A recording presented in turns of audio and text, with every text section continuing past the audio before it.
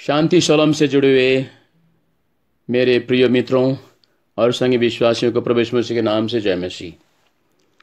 हम इस सेवा को शुरू करने से पहले परमेश्वर के वचन पढ़ेंगे और उसके बाद दुआ करके इस सेवा को शुरू करेंगे। आइए हम परमेश्वर के वचन पढ़ते हैं। यूहन्ना 14 अध्याय उसके 27 पद में। यूहन्ना 14 अध्याय उसके 27 पद में परमेश्वर यूँ कहता है, मैं तुम्हें शांति दे जाता हूँ और अपनी शांति तुम्हें देता हूँ। ऐसा नहीं देता जैसा संसार तुम्हें देता है। तुम्हारा मन व्याकुल न हो और न भयभीत हो। प्रभु अपने वचन पर आशीष दे। आइए हम प्रार्थना करेंगे। हमारे एकमात्र सत्य और जीवित ईश्वर, धन्यवाद देते हैं इस सुंदर समय के लिए। शालोम शांति की ओर से आयोजित इस हेरु परमेश्वर ये सेवा के द्वारा हेरु परमेश्वर जो संदेश प्रसारण करने की जो सेवा है, उसके द्वारा हमें हेरु परमेश्वर फिर से तेरे वचन को मनन करने का वक्त दिया। हेरु परमेश्वर धन्यवाद देते हैं। जो वचन हमने पढ़े हैं हेरु परमेश्वर, ये तेरा वचन है हेरु परमेश्वर, इसलिए तू ही आशीष दे। हेरु परमेश्वर मनन करने में तू सहायता कर, समझने में तू सहायता कर। हेरु परमेश्वर मैं अपने आप को तेरे हाथ में सौंपता हूँ। हेरु परमेश्वर यूहन्ना 14:26 की आत्मा जो है, समझाने वाली आत्मा, जो सिखाने वाली आत्मा है, याद कराने वाली आत्मा है, उससे मुझे अभिषेक कर। हेरु परमेश्वर जितने भी सुनने वाले श्रोता हैं उन्हें भी सुनने में तू सहायता कर, ताकि इस वचन के द्वारा, मनन के द्वारा हमें हेरु परमेश्वर आत्मा की हमें हेरु आशीष मिले। मैं अपने आप को तेरे हाथ में सौंपते हुए इस प्रार्थना को प्रभु यीशु मसीह के नाम से चढ़ाता हूँ। सुन और ग्रहण कर, आमीन। आज दुनिया में लोग डरे हुए हैं, विशेषकर कोरोना वायरस के कारण, क्योंकि इस कोरोना वायरस के कारण, इस महामारी के कारण लाखों लोग मृत्यु के चपेट में आ गए हैं। इसलिए लोग भयभीत हो गए हैं। अभी संसार में भय का माहौल है, लोग डरे हुए हैं।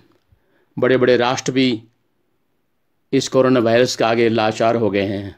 राष्ट्र प्रमुख लोग घुटने टेक दिए हैं, क्योंकि इस कोरोना वायरस की जो महामारी का जो प्रभाव है, चाइना से लेकर अमेरिका तक इसका प्रभाव काफ़ी हो चुका है। लाखों लोग मर चुके हैं, लाखों लोग बीमार हैं और लाखों लोग, संसार के सभी लोग त्रसित हैं, भयभीत हैं। न जाने कब ये कोरोना वायरस अपनी जगह में आ जाए, इसलिए लोग भयभीत हैं।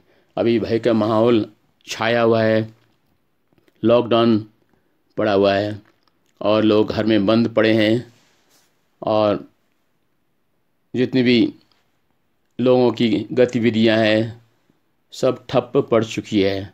रेल सेवाएं बंद हो चुकी हैं, हवाई सेवाएं बंद हो चुकी हैं, धार्मिक स्थान बंद हो चुका है, लोगों का बाहर निकालना बंद हो चुका है और सवारी साधन जो है उसका चलना बंद हो चुका है। मगर क्या हमारे मन की जो गतिविधियां हैं, हमारे जो मन का आनंद है, क्या वो ठप पड़ चुका है? ये बड़ा अहम सवाल है। आज ये अहम सवाल है।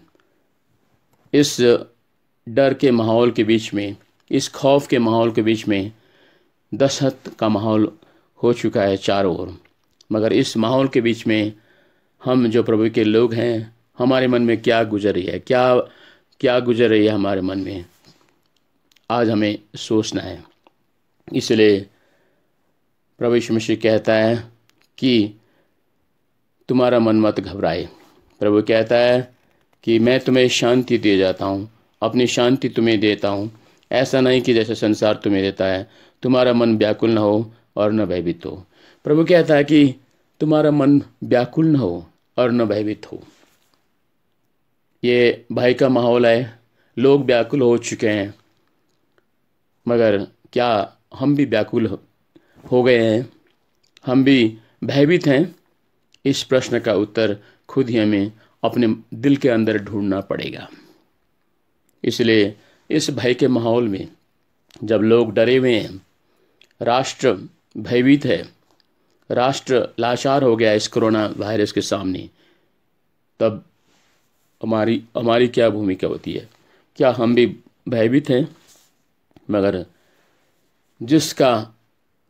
जिसके मन में जो परमेश्वर की शांति है, ईश्वरीय शांति है, वो भय के माहौल के बीच में भी, समस्या के बीच में भी, विपत्तियों के बीच में भी, प्रतिकूल वातावरण के बीच में भी वो आनंदित रहता है। अगर उसके हृदय में ईश्वरीय शांति हो, उसके हृदय में अनंत शांति हो, जिस शांति को कोई भी परिस्थिति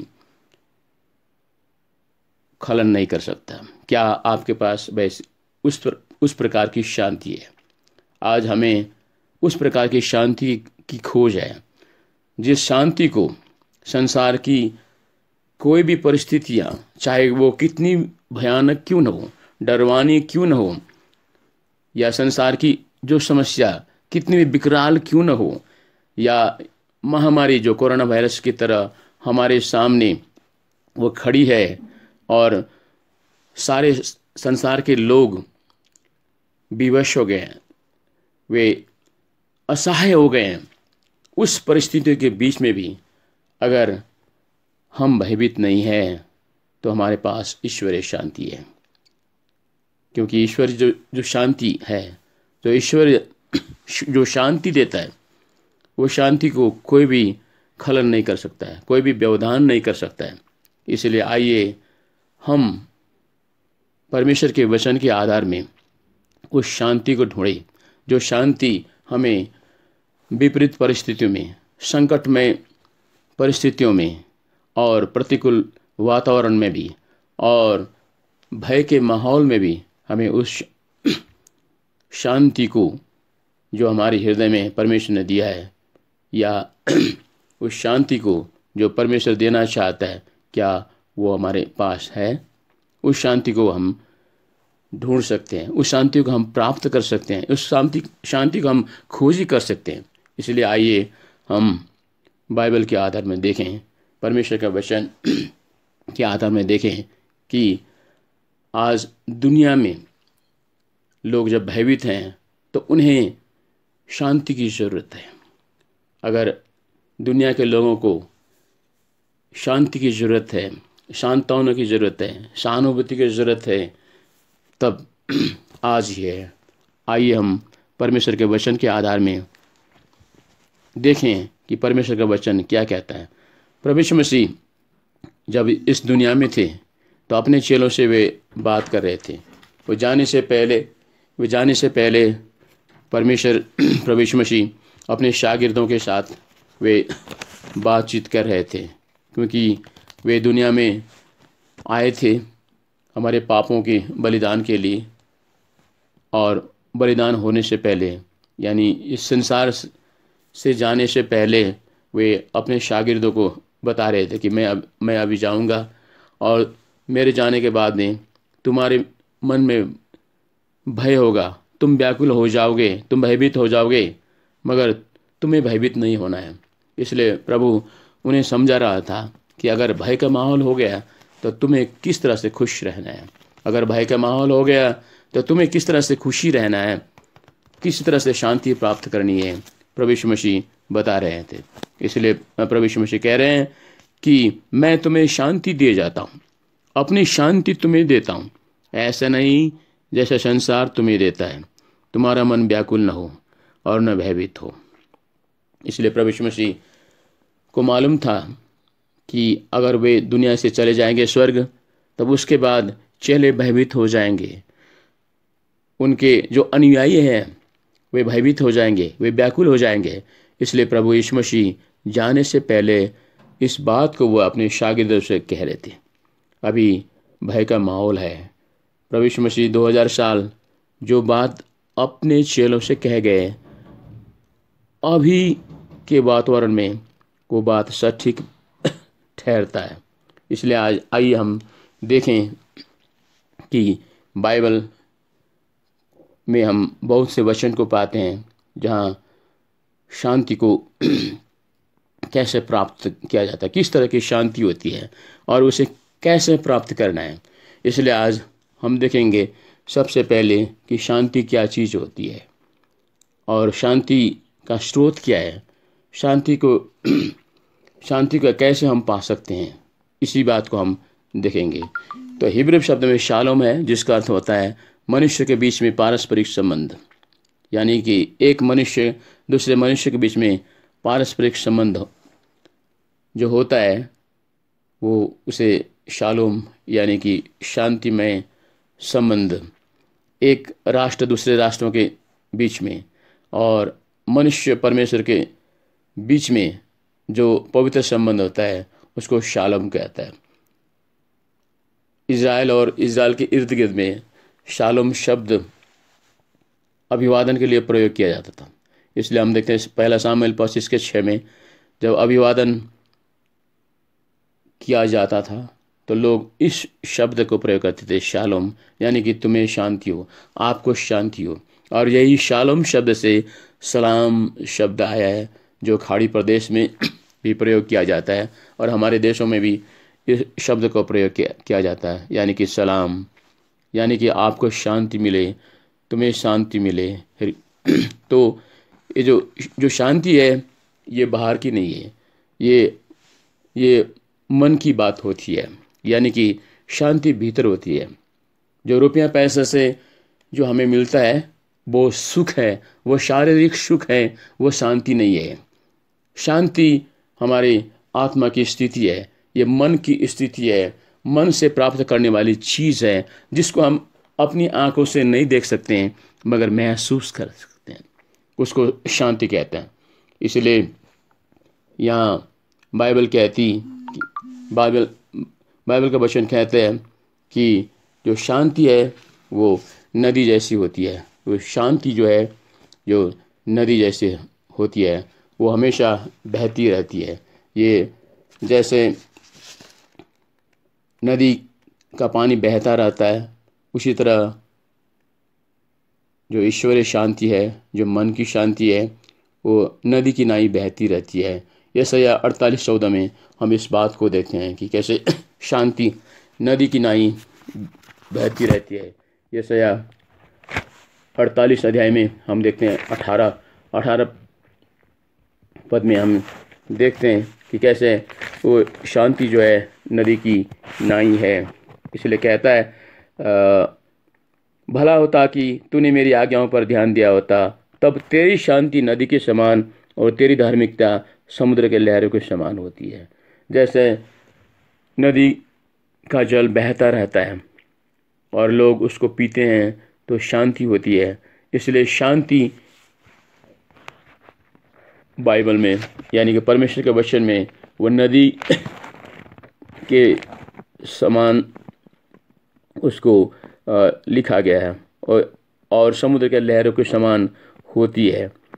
और जो शांति होती है वो हमेशा बहती रहती है। जैसे नदी का जो जल हमेशा बहता रहता है ना, उसी तरह से शांति भी मनुष्य के हृदय में रहता है।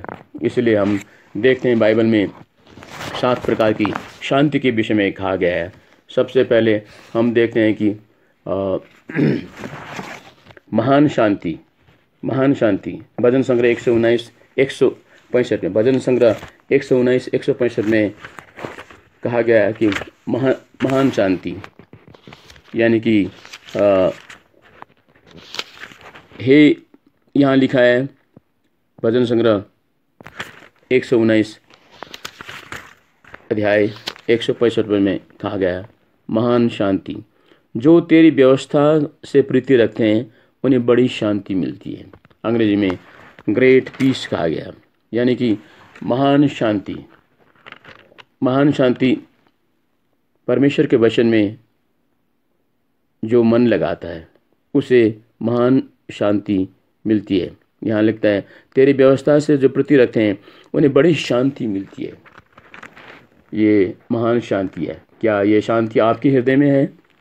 अगर परमेश्वर के वचन में आप ध्यान देते हैं, ईश्वरीय कामों में आप ध्यान देते हैं, तब आपको ये महान शांति मिलती है। दूसरी शांति, यशायाह 26:3, यशायाह 26:3 हम देखते हैं। यशायाह 26:3 में हम देखते हैं, यशायाह 26:3 में हम देखते हैं, जिसका मन तुझ में लगा है उसकी शांति तेरे द्वारा परी बनी रहेगी, क्योंकि उसका भरोसा तुझ पर है। उसकी शांति तेरे द्वारा पूरी बनी रहेगी। इंग्लिश में परफेक्ट पीस लिखा गया, यानी कि सिद्ध शांति। और सिद्ध शांति के लिए हमें अपने मन ईश्वरीय वस्तु पर लगाना है। जिसका मन तुझ में लगा है, यानी कि अगर सिद्ध शांति को प्राप्त करना है तो हमें अपना मन परमेश्वर की ओर लगाना है, स्वर्गीय वस्तु पर लगाना है। इसलिए कहता है, जो तुझ पर भरोसा रखता है उस पर सिद्ध शांति बनी रहेगी। हमें परमेश्वर पर भरोसा रखना है। आज मनुष्य की जितने भी उपाय थे वो सब बेकार हो गए हैं। जब कोरोना वायरस का प्रभाव सारी दुनिया में फैल गया, तब जितने भी विकसित देश थे उनके पास जितना भी साधन था, जितने भी उपाय थे, वे काम नहीं कर गए। इसलिए लाखों लोग कोरोना वायरस के चपेट में आकर आज मर गए हैं। इसलिए आज हम देखते हैं, इस डर के माहौल के बीच में, इस महामारी के बीच में, अगर हमें सच्ची शांति मिली है, सिद्ध शांति मिली है, तो हमारा मन परमेश्वर की ओर हमें लगाना है। इसलिए परमेश्वर का वचन कहता है, जिसका मन तुझ में लगा है उसकी शांति तेरे द्वारा पूरी बनी रहेगी, यानी कि पूरी शांति, सिद्ध शांति। इसलिए हमें परमेश्वर की ओर मन लगाना है, क्योंकि उसका भरोसा तुझ पर है। आज आपका भरोसा किस पर है? मनुष्य पर है? आपके रुपयों पैसे पर है? परमेश्वर कहता है कि विपत्ति के दिन में परमेश्वर कहता है कि विपत्ति के दिन में उसके सोने चांदी काम नहीं लगेंगे। विपत्ति के दिन में उसके सोने चांदी काम नहीं लगेंगे। परमेश्वर का वचन कहता है कि कैसे विपत्ति के दिन में, संकट के दिन में उसके सोने और चांदी उसके काम नहीं लगेंगे। सपनिया 1:18 में कहता है कि यहोवा के क्रोध के दिन उनकी चांदी और उसका सोना उन्हें नहीं बचा सकेगा। आज बहुत धनी लोग हैं, मगर उनके सोने चांदी, उनके रुपये पैसे काम नहीं आए। इसलिए हाल ही में हम लोगों ने देखा, यूरोपीय देश के एक देश में, हो सकता है इटली के, एक बहुत ही अमीर आदमी होटल के सबसे ऊपरी मंजिल में जाके वो छलांग लगा के खुदकुशी किया। बाद में हमने ये खबर सुना कि उस आदमी के जितने भी परिवार के सदस्य थे कोरोना वायरस के कारण मारे गए हैं। उसे लगा कि उसका जीना बेकार है। वो अमीर आदमी था, अरबपति था, उसके पास काफ़ी रुपया पैसा था, सोना चांदी था, मगर परमेश्वर के क्रोध के दिन में, महामारी के दिन में उसके पैसे काम नहीं आए। इसलिए आज हमारा मन कहाँ लगा हुआ है? हमारा मन क्या अपनी संपत्ति में लगा हुआ है? दुनिया के वस्तु में लगा हुआ है? सोने में, चांदी में लगा हुआ है? अपनी ज़मीन पर लगा हुआ है? आज हमें अगर सिद्ध शांति मिलना है तो आज हमें अपना मन परमेश्वर की ओर लगाना है। उससे हमें सिद्ध शांति मिल सकती है। एक बार एक चित्र प्रतियोगिता था। एक राजा ने कहा कि जितने भी हमारे देश में, मेरे देश में जो चित्रकार है वो चित्र बनाना है, और उस चित्र का प्रतियोगिता का शीर्षक है सच्ची शांति, सिद्ध शांति। तो जितने भी चित्रकार थे, लोगों ने चित्र बनाए, अच्छे अच्छे चित्र बनाए, उम्दे चित्र बनाए। और जब चित्र प्रतियोगिता हुआ तो लोगों ने अपनी अपनी जो प्रति है वो टांग दिया, और जो निर्णायक गण आ गए तो लोग सोच रहे थे कि जो मेरा चित्र है वो प्रथम आएगा, मगर सिर्फ 2 ही चित्र लिया गया और उसको ढांप दिया गया था पर्दे से। और जब निर्णय का दिन आ गया तो सभी लोग आ गए, और निर्णायक ने पहले एक पर्दा को उठाया और उसमें बहुत सुंदर चित्र था। एक झील थी और उसके आसपास बहुत अच्छा सा मैदान था, उसमें भेड़ चढ़ रहे थे और पीछे एक पहाड़ी था और शांत वातावरण था। लोग सोच रहे थे यही प्रथम आएगा, मगर राजा ने कहा नहीं।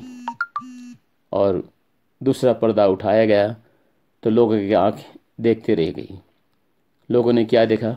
उस चित्र में क्या था? उस चित्र में एक जलप्रपात था। वो बड़ी चट्टान से नीचे गिर रहा था और झील में परिणत हो गया था।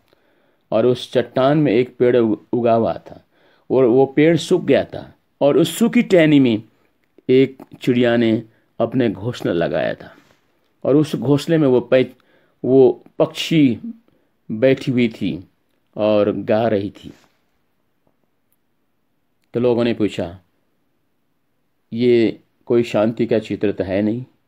और क्योंकि वो जलप्रपात है, झरने गिर रहा है और बादल मंडरा रहे हैं, काले काले बादल, और वहाँ बिजलियाँ भी कड़क रही थी, तो ये कैसे सिद्ध शांति का चित्र है।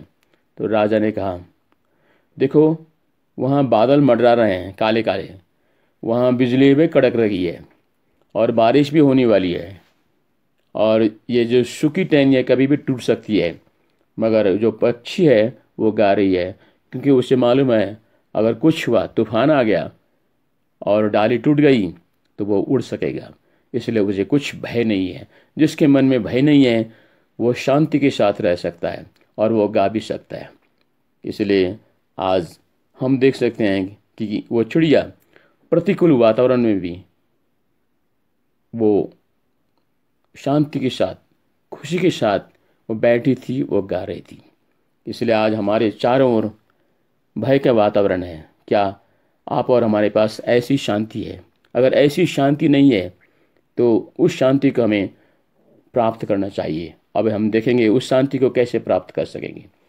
हम देख रहे थे किस प्रकार की शांति। हम देख रहे थे सिद्ध शांति, और तीसरी शांति है सच्ची शांति। यिर्मयाह में 14:13 में कहता है कि मैं तुम्हें सच्ची शांति दूंगा। सच्ची शांति परमेश्वर की ओर से मिलती है हमें। सच्ची शांति परमेश्वर की ओर से मिलती है, और परमेश्वर कहता है कि मैं तुम्हें सच्ची शांति दूंगा, क्योंकि सच्ची शांति जो है वो परमेश्वर की ओर से मिलती है। ये मनुष्य की ओर से मिलती नहीं है, रुपये पैसे से नहीं मिलती है। और परमेश्वर का वचन कहता है यिर्मयाह 14:13, इसको वचन को हम पढ़ रहे हैं। यिर्मयाह 14:13 कहता है, परंतु मैंने कहा, हाय प्रभु यहोवा, देख नबी तो इनसे कहते हैं, न तो तुम पर तलवार चलेगी न तुम पर अकाल पड़ेगा, पर तुमको मैं इसी स्थान पर अनंत शांति दूंगा, अनंत शांति दूंगा। परमेश्वर कहता है तलवार भी चलेगी और यहाँ अकाल भी पड़ेगा, यानी कि विपत्ति आएगी, डर का माहौल होगा, मगर मैं तुम्हें शांति, सच्ची शांति दूंगा। इसलिए हम तीसरी बातें देख रहे हैं, सच्ची शांति। तीसरी बातें देखें, सच्ची शांति। और वो सच्ची शांति परमेश्वर से मिलती है, क्योंकि झूठी भी शांति भी होती है। लोग तो कहते हैं शांति शांति, मगर वो झूठी शांति है। हम देखते हैं कि लोग विश्व में जब प्रथम लड़ाई हुआ, विश्व युद्ध हुआ, तब जून 1919 में ट्रीटी ऑफ वर्सेल्स, यानी कि अब एक राष्ट्र दूसरे राष्ट्र पर हमला नहीं करेंगे, यानी कि वो शांति का वो संधि था, मगर खारिज हो गया 1939 साल में। उसके 20 साल के बाद में फिर हम देखते हैं कि 1939 में 1939 में फिर विश्व युद्ध हो गया।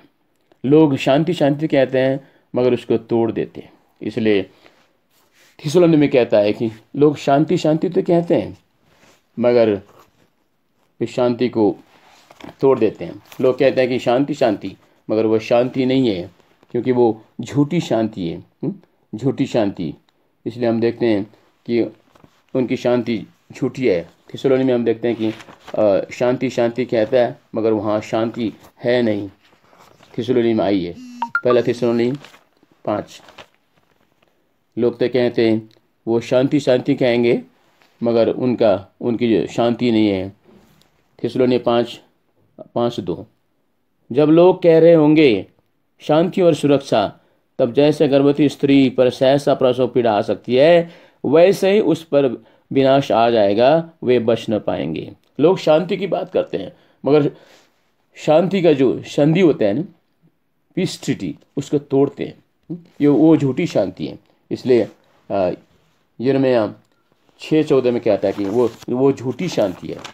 उसकी शांति उनकी शांति झूठी है।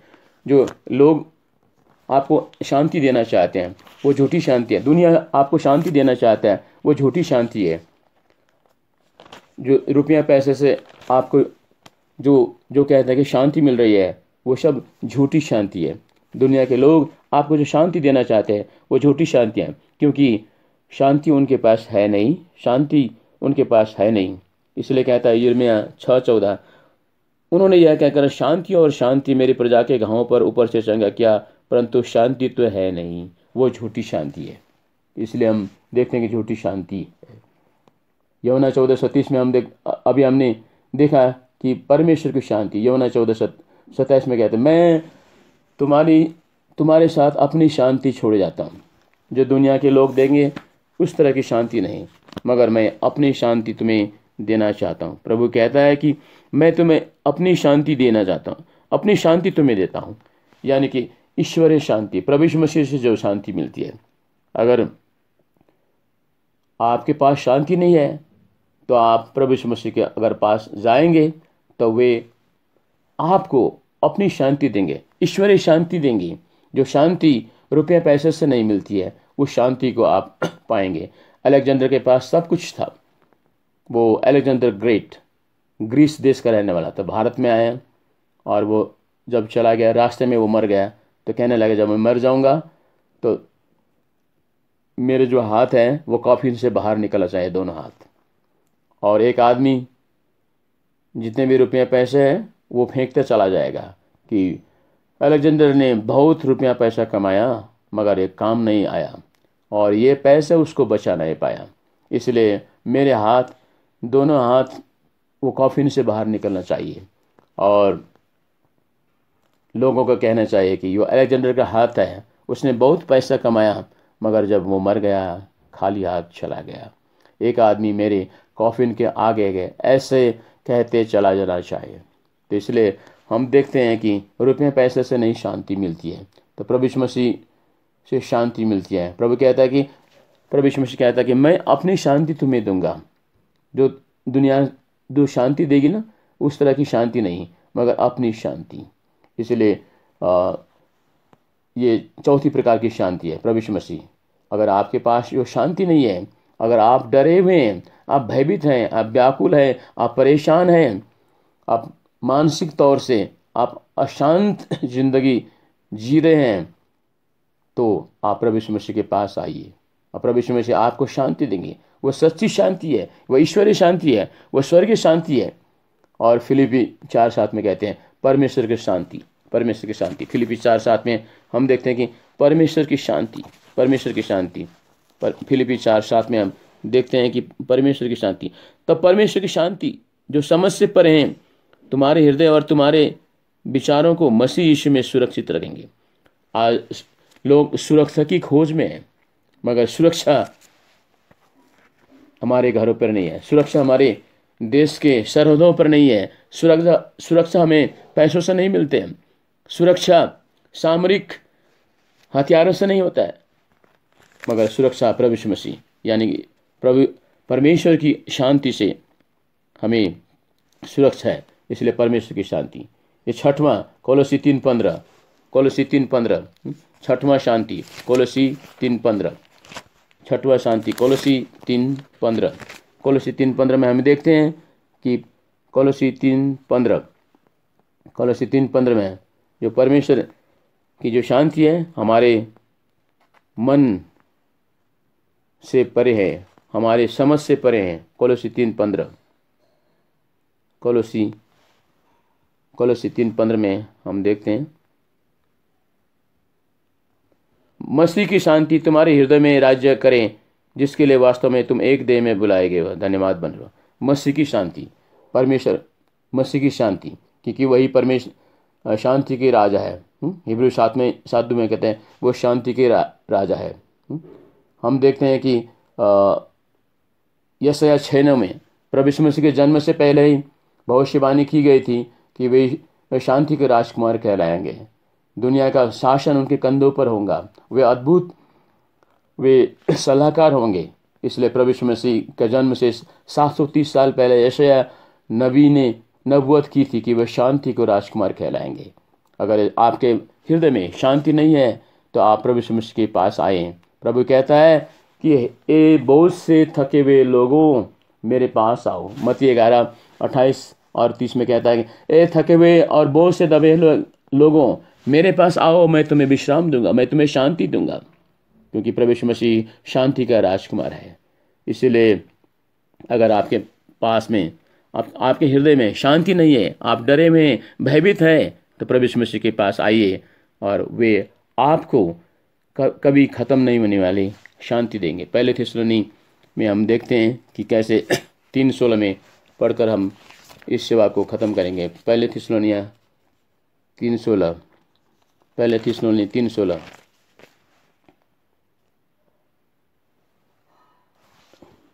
दूसरा थिस्सलुनी 3:16। और निसंदेह दूसरा थिस्सलुनी 3:16, दूसरा थिस्सलुनी 3:16। अब शांति का प्रभु स्वयं ही तुम्हें हर एक परिस्थिति में सर्वदा शांति देती रहे। सर्वदा शांति यानी कि अनंत शांति प्रभु यीशु मसीह दे सकते हैं। तो प्रभु हमें वो सनातन की शांति है, जो अनंत शांति है।